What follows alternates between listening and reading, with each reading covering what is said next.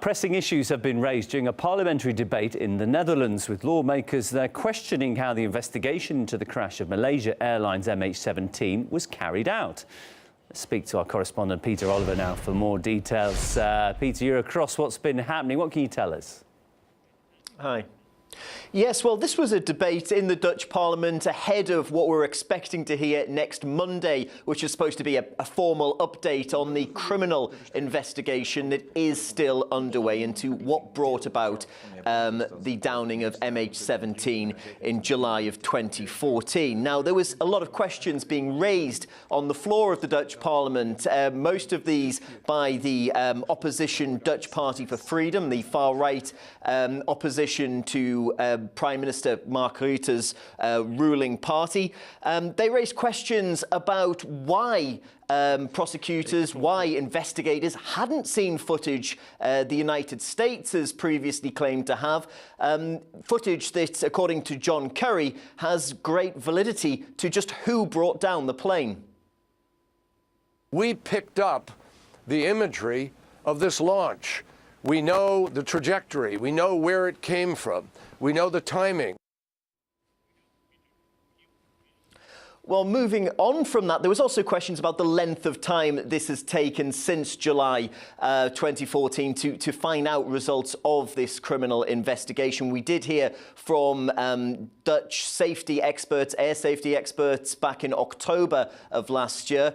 But they've raised the question of why is this criminal investigation taking so long? One of the reasons, perhaps, for that is another question that was raised over why documents relating to the downing of MH17 have been sealed and aren't being allowed to be shown to parliamentarians or investigators. And in fact, these documents have been sealed for good.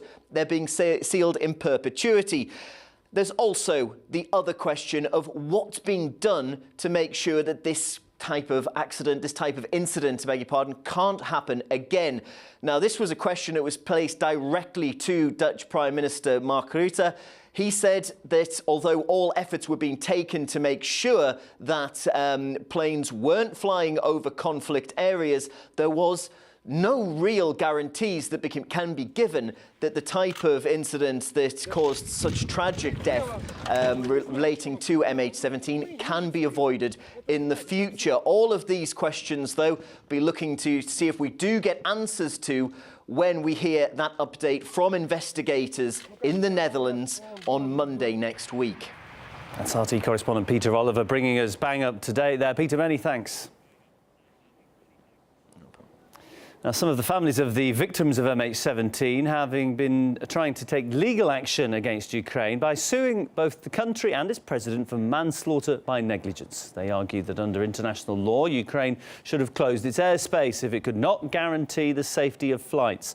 We spoke to Professor of Aviation Law, Elmar Giamulla, who's representing 3 families. He said that their lawsuits were simply ignored.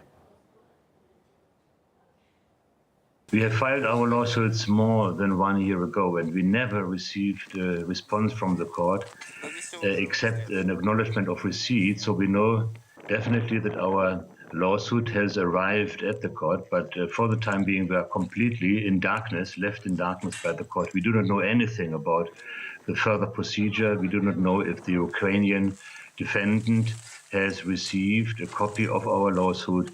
We do not know whether or not the Ukrainian side has responded to our allegations and to our claims. And we do not know what the court has in mind, how the court will be treating this lawsuit, how it will proceed. We do not know anything.